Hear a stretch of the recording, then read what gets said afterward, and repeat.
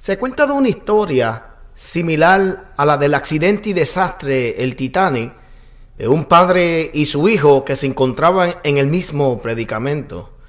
Estuvieron en un barco donde el destino final fue trágico para muchos, pero en particularmente para este padre.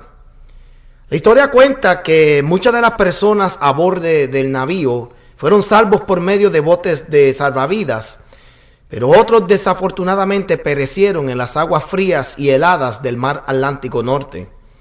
En una triste desesperación, y debido a que solo quedaba espacio para una persona en uno de los botes salvavidas, el padre tuvo que tomar una triste decisión de salvar la vida de su hijo y decidir que la de él pereciera. El hijo pregunta: «Papá, ¿no vienes?» «No, hijo», contestó el padre. «Solo hay cupo para una sola persona. Yo he escogido que te salves tú». El hijo, entristecido y confundido, gritaba: «No, papá, no, no, papá, no, no quiero que me dejes». Pero el padre, con ojos en lágrimas, simplemente dijo: «Así tiene que ser, hijo mío». El padre lo abordó y luego le dijo estas palabras: «Quiero que sepas lo mucho que te amo. Hoy doy mi vida por ti para que puedas vivir tu vida, tus sueños, tus logros. Nunca te des por vencido en la vida. Cuando se te haga difícil el camino, acuérdate que mi vida di para que vivas y triunfes». Muchos años pasaron. El niño, ya hecho todo un hombre próspero en la vida y con una familia propia, se le acerca a su hijo y le pregunta: «Papá, ¿por qué siempre lloras cuando ves el retrato de abuelito?» El padre responde diciendo: «Porque lo amo demasiado. Gracias a él, hoy tengo mi vida y te tengo a ti». La historia nos refleja precisamente el amor que nosotros como seres humanos deberíamos de expresar por ese sacrificio y por ese amor, esa demostración de amor inmensa de parte de Dios. Y es ese amor que verdaderamente va a demostrar si lo que Dios ha hecho por ti y por la humanidad en general ha sido la razón primordial por la cual hoy das valor tanto a tu vida, a tu familia, a todo lo que has desempeñado. Este mensaje es para aquellas personas que tal vez han tenido una interrogativa en su vida, si en verdad están amando a Dios. Porque podemos amar a nuestros padres, quienes nos han dado vida y de quienes hemos visto desde nuestra niñez hasta que logramos independizarnos. Y los amamos porque le podemos ver. Pero ¿cómo sabemos de que estamos amando realmente a Dios?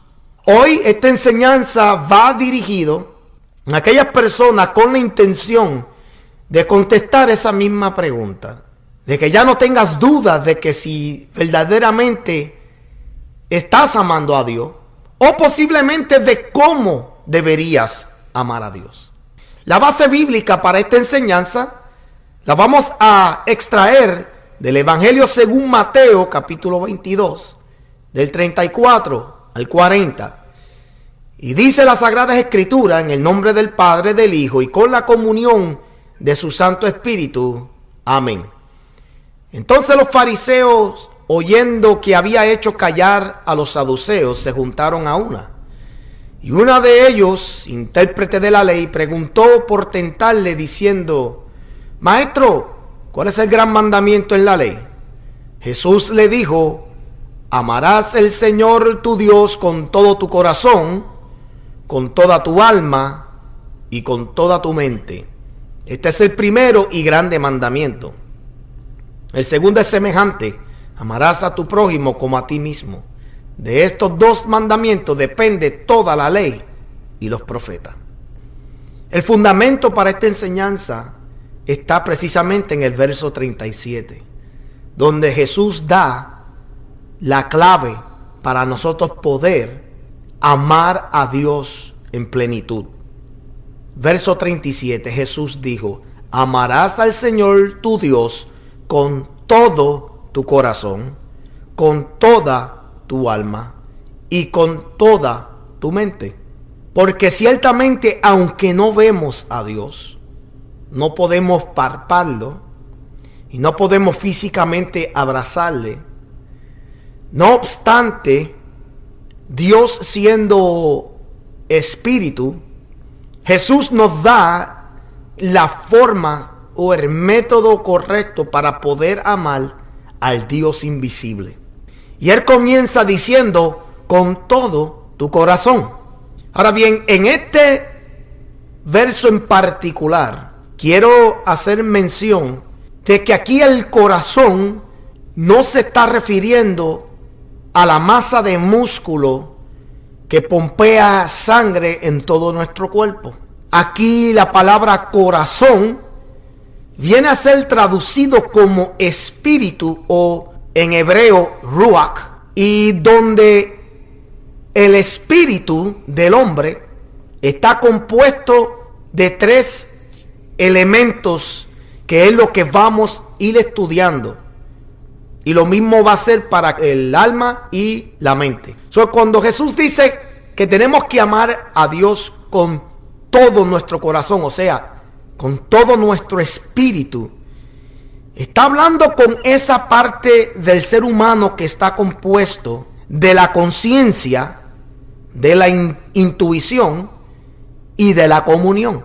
¿Por qué? Porque es esta parte del ser humano, el espíritu del hombre, que puede verdaderamente conocer las cosas de arriba. El espíritu está compuesto para conocer las cosas de arriba, las cosas celestiales. El alma está compuesto para conocer las cosas terrenales. Y la mente está compuesta para conocer las cosas de abajo. El corazón o el espíritu, compuesto de la conciencia, de la intuición y de la comunión, es aquí donde Jesús dice que esta parte del ser humano tiene que entrar en conciencia, tiene que haber una intuición y tiene que haber una comunión para que el espíritu del hombre pueda comenzar a conocer lo que es expresar amor hacia Dios. Número 1, nos manda a amar a Dios con toda nuestra conciencia, porque esto es lo que compone parte del corazón o del espíritu. Romanos capítulo 8, verso 16, dice, el Espíritu Santo mismo, da testimonio a nuestro espíritu, o sea, a nuestro corazón, de que somos hijos de Dios. Aquí el apóstol Pablo está hablando de cómo el Espíritu Santo de Dios da testimonio a la conciencia del ser humano de que somos hijos de Dios en el momento que somos convertidos, en el momento que aceptamos a Jesús como Salvador, en el momento que hacemos esa confesión pública de nuestra boca y creemos con nuestro corazón, nuestro espíritu, nuestra conciencia. Es entonces que el Espíritu de Dios da testimonio a nuestro espíritu de que somos hijos de Dios. Para poder expresar amor hacia Dios, tiene que el Espíritu Santo dar testimonio a nuestra conciencia de que somos hijos de Dios. Porque de esa manera entonces podemos expresar el mismo amor que un hijo expresa hacia su padre. Dentro de ahí mismo en Romanos capítulo 9, verso 1, apóstol Pablo continúa diciendo, verdad digo que en Cristo no miento, y mi conciencia me da testimonio en el Espíritu Santo. Nuevamente, él utiliza mi conciencia. Y conste que estas palabras pueden variar dependiendo de la traducción bíblica. Hay traducciones bíblicas que utilizan otras palabras y lo que hacen es que dan una amplificación del significado de los versos. Y Romanos 9:1 dice Pablo que el Espíritu Santo comienza a dar testimonio a su conciencia. Número 1, para nosotros poder expresar el amor de Dios y saber cómo debemos amarlo, tiene que haber primero un testimonio de parte del Espíritu Santo a nuestra conciencia, a nuestro espíritu, que nos deje saber a nosotros de que somos hijos de Dios. No tan solamente decir Abba, Padre, sino más bien amar a Dios, porque ese es el testimonio que el Espíritu Santo nos está dando, de que Dios es nuestro Padre, debido ahora a la conversión que hemos nosotros experimentado y recibido por medio del sacrificio vicario. Número 2, dentro de amar a Dios con todo nuestro corazón, está lo que se llama el elemento de la intuición. La intuición es ese conocimiento que nosotros tenemos dentro de nosotros, que no es enseñado. Cada uno de nosotros tenemos una habilidad de conocer bien y malo sin necesariamente que nadie nos enseñe. Este es ese toque especial que Dios ha depositado en el espíritu. Y es porque como somos creaciones de Dios, ya Dios ha depositado en nosotros esa parte en nuestro ser que nos ayuda tarde que temprano a conocer y a entender que hay algo supremo a nosotros. Dentro de la intuición vemos que el apóstol Pablo establece en 1 Corintios capítulo 2 verso 11 lo siguiente: porque ¿quién de los hombres sabe las cosas del hombre sino el espíritu del hombre que está en él? Así tampoco nadie conoció las cosas de Dios sino el Espíritu Santo de Dios. Aquí está hablando de intuición. Nadie conoce el espíritu que está dentro de él o las cosas que habitan dentro de él, sino es el mismo recipiente de ese espíritu. ¿Sabe? Nosotros, cada uno de nosotros nacemos con esa intuición. Marcos 2, verso 8 dice: y conociendo luego Jesús en su espíritu que cavilaban de esta manera dentro de sí mismo, le dijo: ¿por qué caviláis así en vuestros corazones? Jesús pudo discernir y conocer lo que los hombres cavilaban dentro de su espíritu. El único que puede hacer eso, Dios, es el único que puede discernir todo lo que tú estás pensando y estás cavilando dentro de tu espíritu. Es Dios quien puede escudriñar los corazones de los hombres.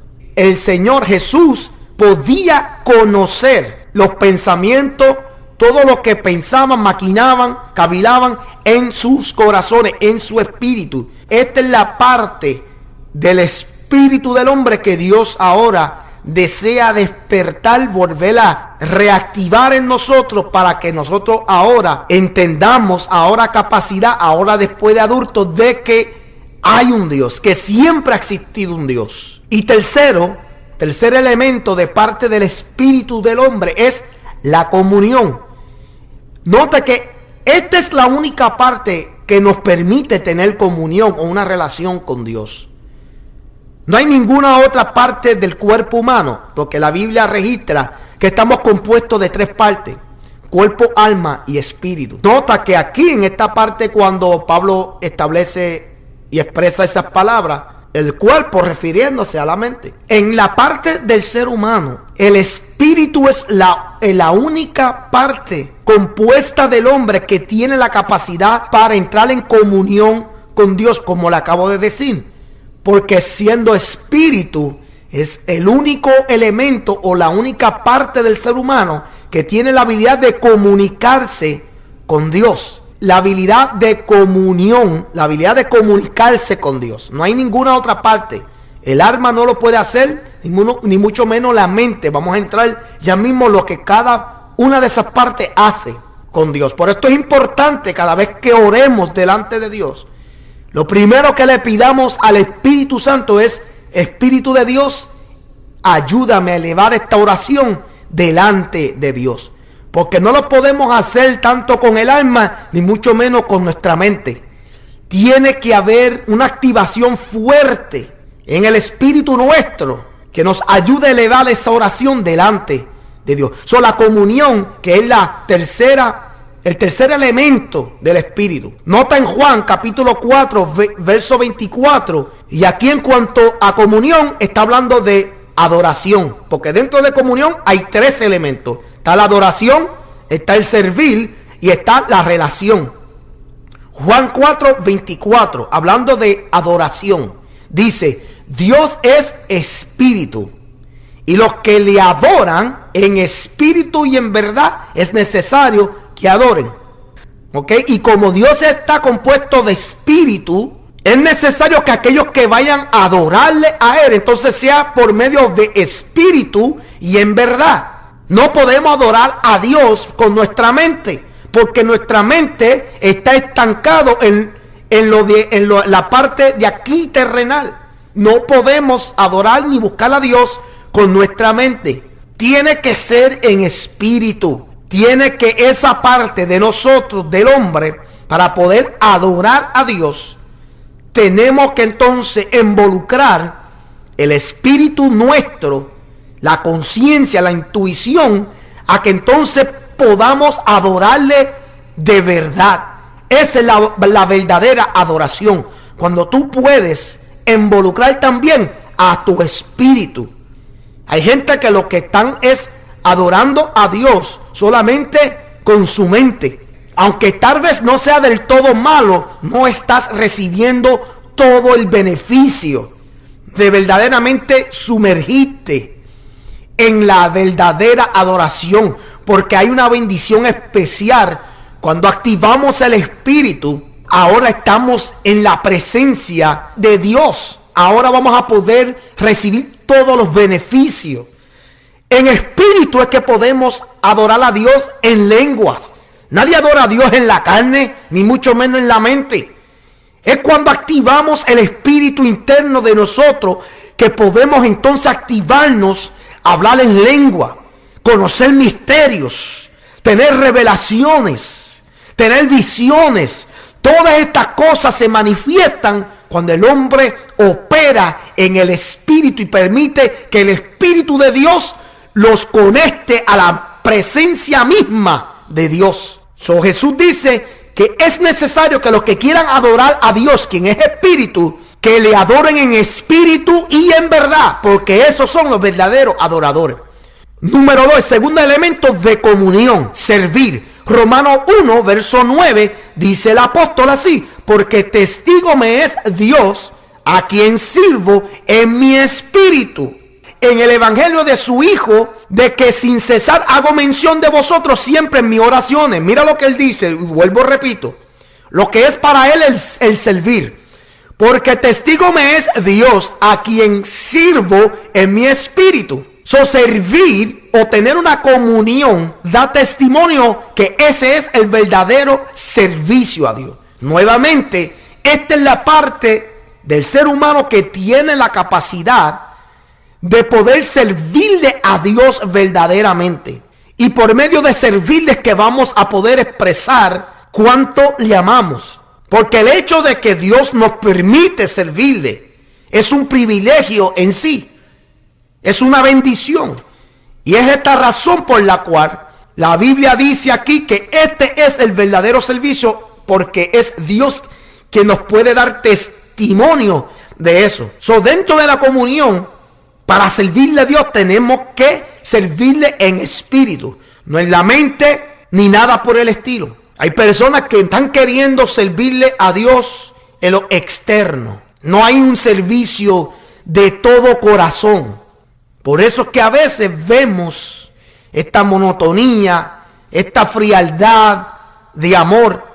Por eso que a veces hay personas que se les hace difícil de expresar un amor verdadero y genuino hacia Dios. Si hasta ahora te cuestionabas de por qué te sientes que tal vez no estás amando a Dios como verdaderamente deberías de amarle, es porque tal vez no le estás adorando en espíritu y en verdad.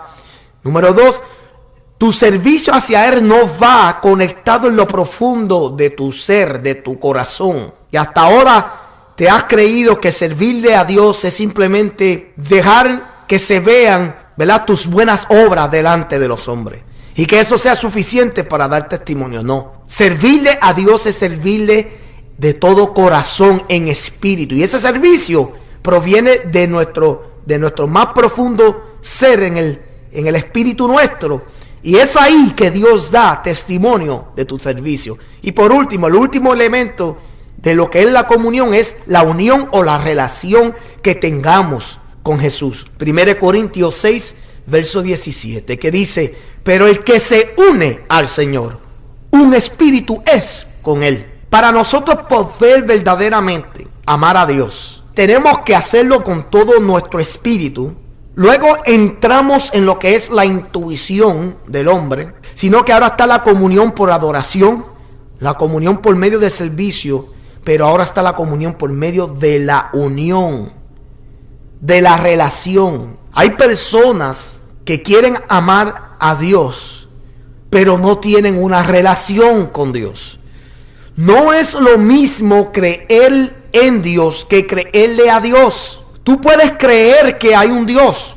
Es más, se dice en una encuesta que aproximadamente un 95% de la población del mundo entero cree que hay un Dios, que hay un ser supremo. Pero creer en Dios no es lo mismo que creerle a Dios. Porque creerle a Dios significa que ahora tú le estás creyendo a Dios en todas sus palabras, en todo lo que Él promete que Él va a hacer por ti. ¿Sabes? Es creer y confiar en Él, descansar en las palabras que Él nos da. Que andaré contigo donde quiera que vayas, que estaré contigo como poderoso gigante, que yo te daré la victoria, yo te sanaré, yo te libertaré, yo soy el que te voy a sustentar. O sea, todas las promesas que Dios ha depositado en tu vida requiere que nosotros le creamos por medio de una unión, de una relación que hay. Y esa relación, así como vemos con el Padre y el Hijo, es de la misma forma y de la misma manera que debemos nosotros expresar y demostrar con Dios. El ir a la iglesia, leer mucha la Biblia e incluso hasta orar mucho, no nos garantiza a nosotros que tenemos relación. Incluso hay otras religiones que hacen esto y lo hacen hasta mejor que muchas iglesias evangélicas. Aquí lo que verdaderamente va a dejarnos claro saber y va a dar testimonio si verdaderamente estamos amando a Dios es si estamos completamente entregando todo nuestro corazón y todo lo que compone nuestro corazón, que es el espíritu, el ruach, la conciencia, la intuición y la comunión por medio de la adoración, del servicio y de la relación y de la unión perfecta que puede haber en Dios y en nuestro Señor Jesucristo por medio de nuestro espíritu. Número 2, ahí mismo en el verso 37, Jesús dice que debemos amar a Dios con toda nuestra alma. Toda nuestra alma, que también significa está compuesto de nuestro ser. Aquí en el alma es donde está compuesto de 3 elementos. Está compuesto de deseos, está compuesto de voluntad, o sea, compromiso, propósitos y decisiones, y está compuesto de emociones y sentimientos. Aquí el Señor está dejándonos saber que está hablando con todo aquello que nos ayuda a comprender todo lo que es aquí en la tierra, o sea, deseo, anhelos, voluntad por medio de compromisos, decisiones y por medio de emociones o sentimientos. Esto es lo que añade más a nuestro perfil. Primero que nada, el primer elemento, por deseo. O sea, tiene que haber un deseo, un anhelo profundo de amar a Dios. Primera de Crónicas, capítulo 22, verso 19. Aquí la palabra deseo en ocasión se utiliza aquí en esta traducción como ánimo. O sea, tiene que haber ánimo para amar a Dios.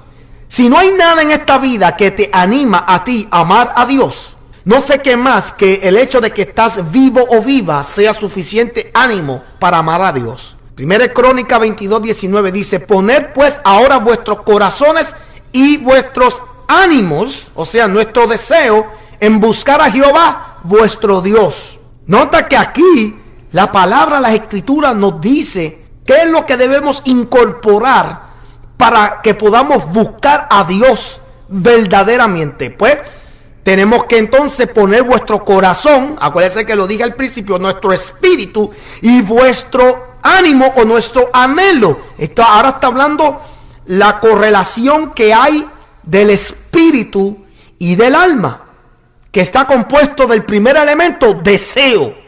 Tiene que haber un deseo, un anhelo. Eso constantemente a veces lo tenemos que buscar, amado. Hay veces que lo menos que se busca en oración es deseo y anhelo. Señor, yo deseo seguir buscándote más, deseo y anhelo buscar más de tu presencia para poder amarte con todo mi corazón y con toda mi alma. O sea, la oración verdadera debe siempre de comenzar, de incorporar todos nuestros sentidos, todo lo que está compuesto de nuestro ser, de nuestra naturaleza humana. Y a veces lo primero que hacemos en una oración es que comenzamos con un listado de peticiones y plegarias. Vamos delante de Él pidiendo, dame. Pero en ocasiones lo que Dios desea es que hablemos con Él como si Él fuese una persona real, como si Él fuese el todo de nuestra vida. Esto es lo que va a hacer la diferencia de si tu oración es efectiva o no. Esto es lo que va a hacer la gran diferencia si tú verdaderamente amas a Dios.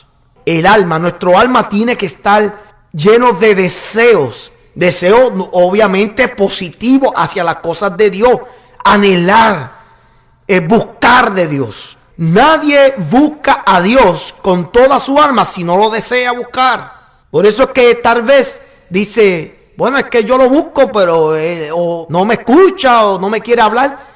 Pregúntate, ¿lo estás buscando con deseo, con anhelo? Tiene que haber un ánimo, como está traducido aquí en este capítulo 22, verso 19 de Primera de Crónicas. Es un ánimo, para simplificar el término. Es ánimo, es un deseo espiritual profundo. Es un deseo de buscar de Dios. Cómo tú veas a Dios va a depender del nivel del deseo que tú vayas a emplear e invocar para poder buscarlo. Segundo elemento del alma es la voluntad. Aquí donde se compone todo lo que sea compromiso, propósito, decisiones. Número capítulo 30, verso 2, está hablando sobre lo que es compromiso. Y dice así: cuando alguno hiciere voto a Jehová e hiciere juramento ligando su alma con obligación, no quebrantará su palabra, sino que hará conforme a todo lo que salió de su boca. Nota que aquí está hablando de compromiso.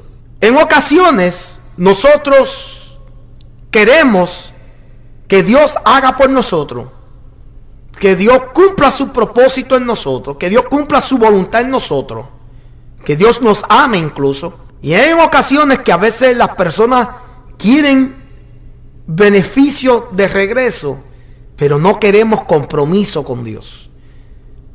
Y hay personas, en este texto en particular estoy hablando de compromiso, por ejemplo, cuando hacemos juramento delante de Dios.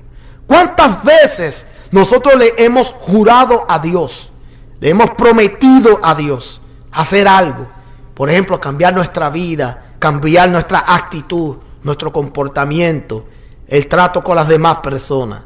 Aquí nos está dejando saber la importancia de cumplir con esa palabra. Entonces, nuestra alma está compuesta de ese elemento de la voluntad nuestra que nos habilita a tener compromiso, de tomar decisiones importantes conforme a las cosas de Dios y cumplir un compromiso, amado.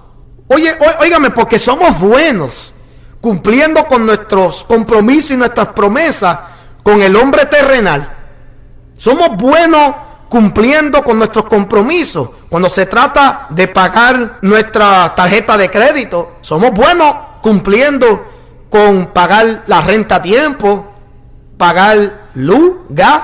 ¿Sabes? Somos muy buenos y muy responsables, bien comprometidos en las cosas seculares. Pero ¿qué pasa con ser comprometido y cumplir con lo que nosotros nos comprometemos en cuanto a las cosas de Dios. Entonces, como carecemos de integridad delante de Dios, esta parte de nuestra alma, entonces está faltando. Dios exige que nosotros seamos gente comprometida, gente que nosotros, pues, si tomamos decisiones de buscar de Dios, para poder amarle, amado, de todo corazón, tiene que haber esta parte de nuestra alma, la voluntad.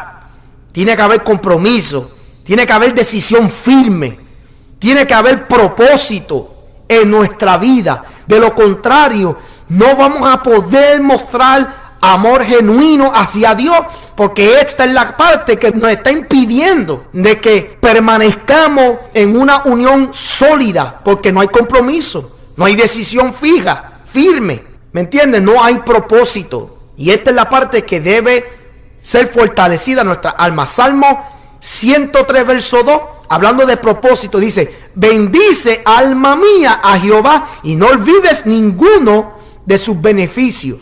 ¿Cuál es el propósito por la cual tú quieres buscar de Dios o quieres amar a Dios? Hay un propósito, y eso es beneficios de parte de Dios.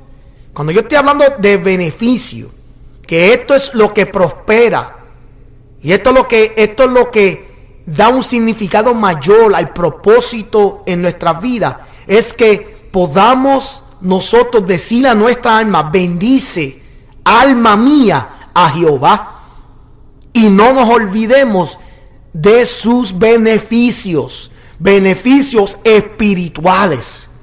Ese es el propósito de amar a Dios y de buscar de Él. Que nosotros no olvidemos que hay unos beneficios espirituales de la cual no nos puede dar nada aquí en la tierra. No nos puede dar el dinero, no nos puede dar las amistades, no nos puede dar ni tan siquiera la familia.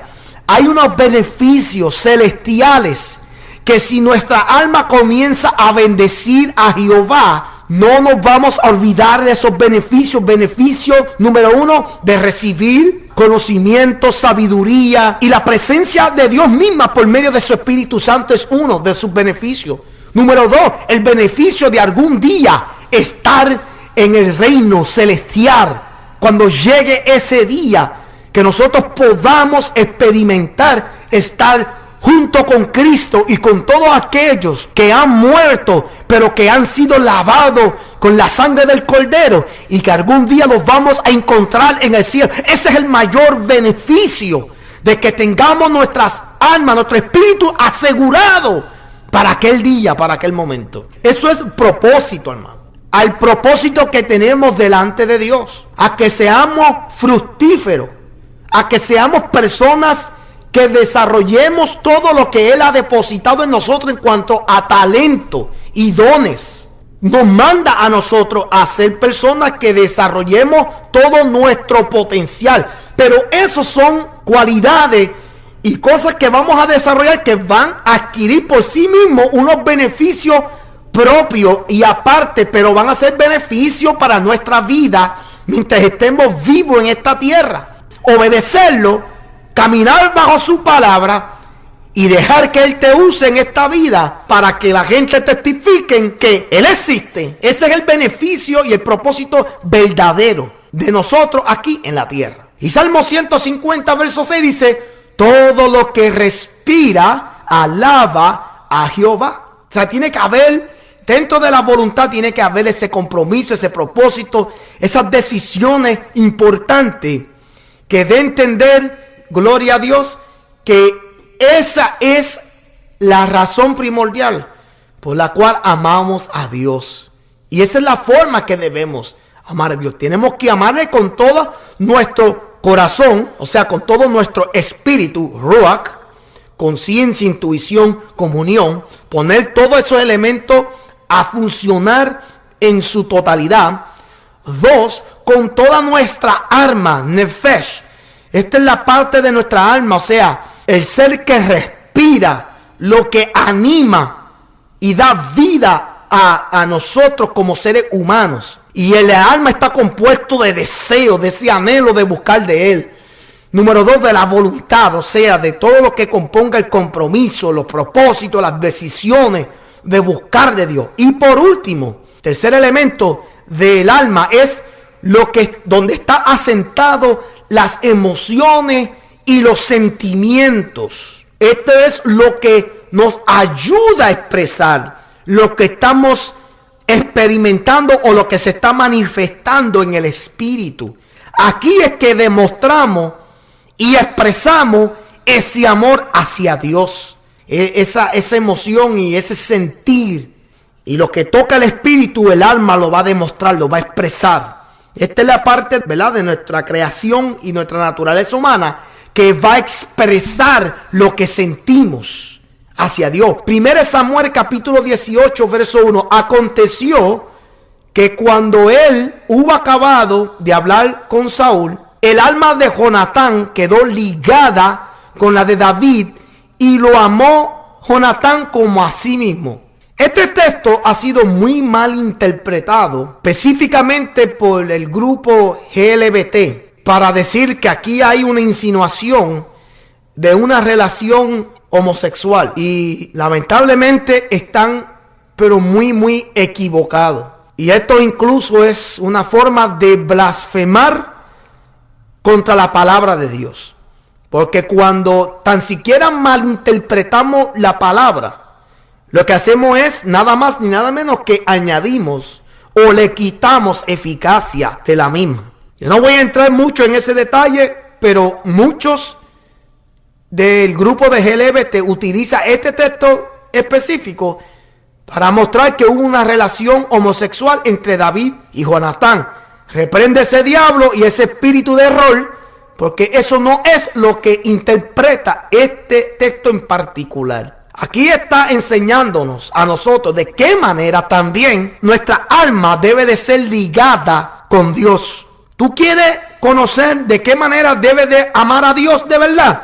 Entonces tu alma tiene que ser ligada con la de Dios de la misma manera que fue ligada el alma de Jonatán con la de David. Y dice que lo amó como a sí mismo. Mire, hermano, acuérdense que el texto que le acabo de leer, Cristo dice en el verso 37, amarás al Señor tu Dios con todo tu corazón y con toda tu alma y con toda tu mente. Y dice, este es el primer y grande mandamiento. Pero mira lo que dice después, el verso 39. Y el segundo es semejante, amarás a tu prójimo como a ti mismo. Esto es lo que se refiere ese texto en particular. Cuando tú buscas amar a Dios y ligas tu alma con la de él, tú vas a poder amar a Dios como te ama a ti mismo. Y si esto es posible, tú vas a poder entonces amar a las demás personas como te amas a ti mismo. Y si te amas a ti mismo, estás dando a entender que amas a Dios. Ve que hay un eslabón que conecta el uno con el otro.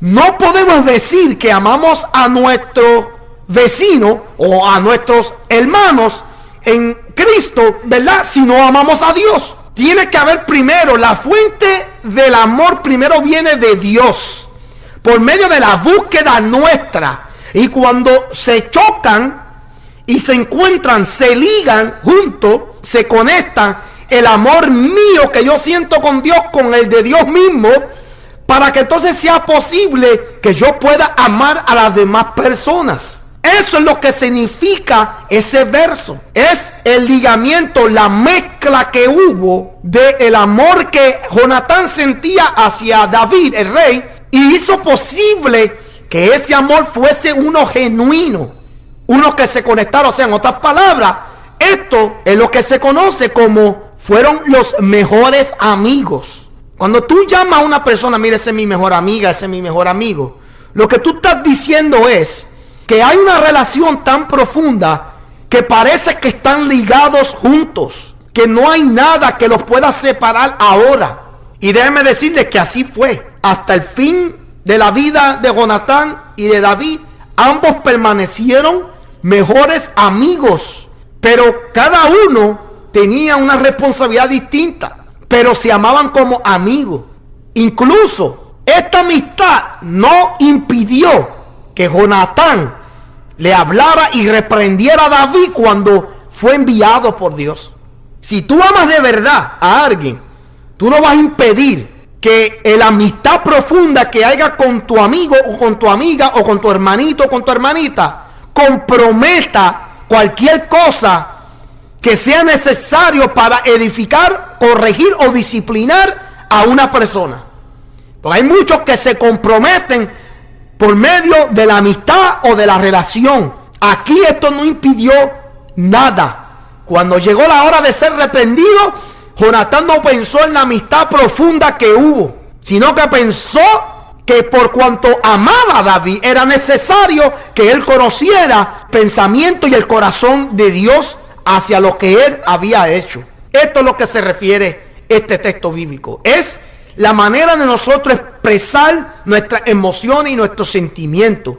Y si es posible que aquí se pudo demostrar un amor genuino ligado entre dos personas que parecían inseparables y eran seres humanos imperfectos, inclinados al pecado y a fallarle a Dios, ¿cuánto más debería ser con Dios? ¿Cuánto más nuestra relación y nuestras emociones y sentimientos expresados por medio de nuestra alma debe de ser más notorio, más genuino al mostrarlo cuando buscamos amar a Dios? Juan capítulo 21, verso 15. Esto es después que Jesús resucita. Se le acerca a Pedro y dice lo siguiente: cuando hubieron comido, Jesús dijo a Simón Pedro: Simón, hijo de Jonás, ¿me ama más que estos? Le respondió: sí, Señor, tú sabes que te amo. Él le dijo: apacienta mis corderos. Nota que después Jesús le hace esta pregunta 2 veces más, donde Pedro entonces se entristece porque comprende, o tal vez no comprendía por qué Jesús repetía la pregunta. Y esta pregunta te la hago también a ti. ¿Amas a Dios verdaderamente más que a los demás? Y tal vez nosotros, igual que Pedro, seamos bien ligeros para contestar: oh sí, Señor, tú sabes, tú conoces que yo te amo.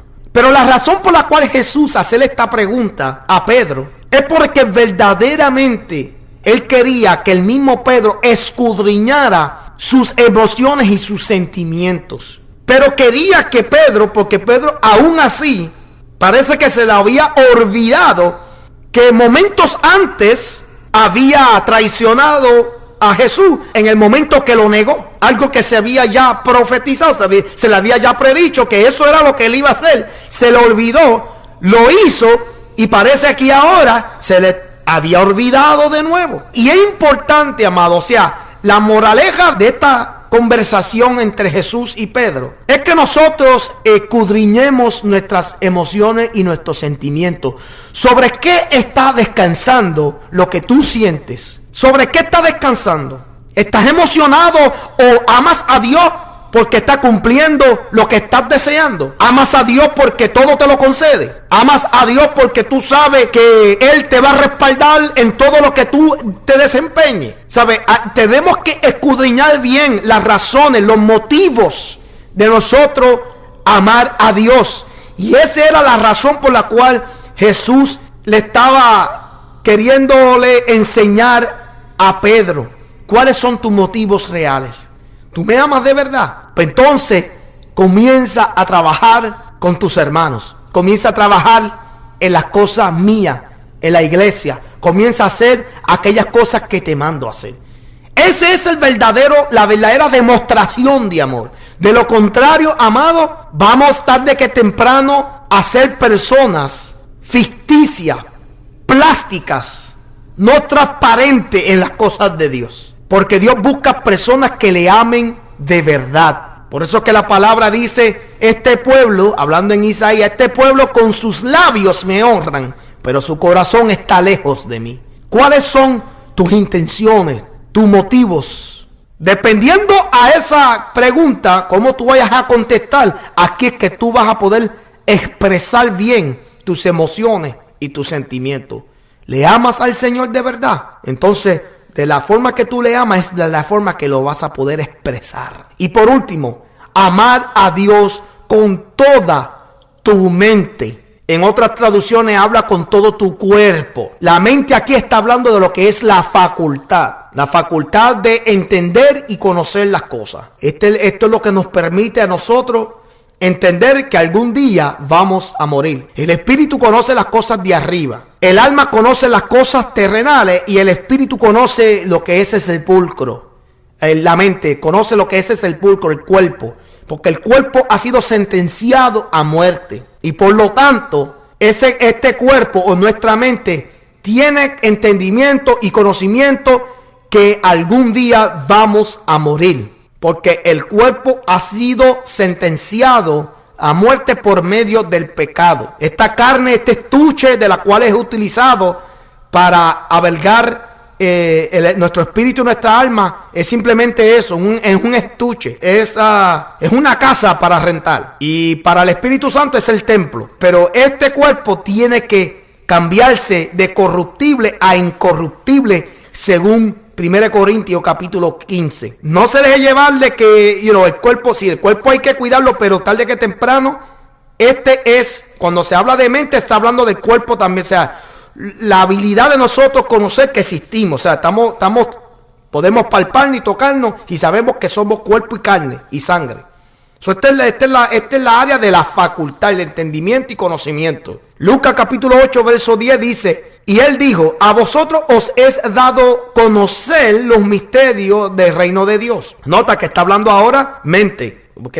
Mente, conocimiento, sabiduría. Dice, pero a los otros por parábolas, para que viendo no vean y oyendo no entiendan. O sea, no haya un conocimiento o un entendimiento de lo que el Señor estaba diciendo en aquellos momentos. Las parábolas era eso, para ocultar un misterio a aquellos que tenían la mente entenebrecida, la mente oscura, difícil de penetrar. Con toda nuestra mente, o sea, con toda nuestra facultad. Aquí lo que está hablando es que para amar a Dios tenemos que amarlo con entendimiento. No es amar con esa locura que hoy en día se está viendo. Se está utilizando la religión como un método para oprimir y para aterrorizar al mundo. Esa no es la forma que Dios ha querido que el mundo se torne a buscar y amarle. Por ejemplo, los musulmanes, esta religión, se revientan ellos mismos en el nombre de Alá. Eso es amar a ese Dios o a esa religión por locura, sin entendimiento y sin conocimiento. Entonces, para tú amar a Dios de verdad, tienes que amarlo con entendimiento. Tienes que amarle con conocimiento. No puede ser este amor de locura, como hoy hay que la gente utilizan como un pretexto. No, que Dios me dijo que así tiene que ser. Entonces buscamos y hacemos cosas fuera de lugar. Entonces, en vez de mirarnos como gente sabias, cuerdas e inteligentes, nos estamos viendo como locos enfrente de los demás. Pablo tenía que dejar de entender tanto a la iglesia en Gálatas y en Corintios y en Efesios, ¿verdad? Que el amar a Dios tenía que llevar en conjunto los elementos de entendimiento y conocimiento, porque de lo contrario estamos amando a Dios sin entendimiento. Y es por eso que en ocasiones tal vez tú lees la palabra y no la comprendes, no la entiendes. De ahí es que vienen los herejes. Las herejías más grandes han surgido por falta de entendimiento. Se nos manda a amar a Dios y buscarle a Él con entendimiento y el conocimiento que solamente puede venir por medio del espíritu, de la expresión del alma, y para nosotros entonces comenzar a emplear en la búsqueda de Dios con facultades, con nuestras facultades, el sentir, el entender, el conocer. Ahora mismo yo puedo enseñar porque tengo el conocimiento y el entendimiento de lo que le estoy enseñando, porque se me ha sido revelado por medio de la conexión y mi búsqueda por el Espíritu, y expresar este amor y esta búsqueda en mi alma, porque ahí anda, papito Dios, hay ligamento, ahí estoy ligado con su presencia. Yo sé que Él me ama, pero más necesito saber que yo estoy amando a Dios correctamente.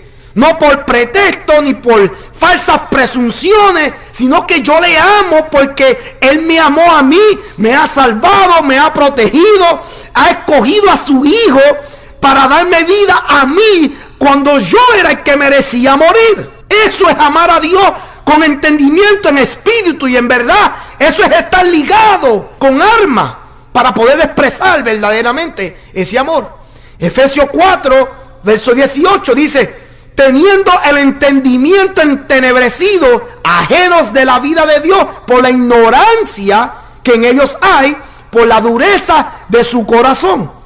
Aquí hay unas cuantas cosas que hay que considerar. Número uno, entendimiento entenebrecido, ajeno de la vida de Dios. O sea, por falta de entendimiento y porque ese entendimiento está oscurecido o entenebrecido, están ajenos de la vida de Dios. ¿Por qué? Por medio de la ignorancia. La ignorancia es un pecado.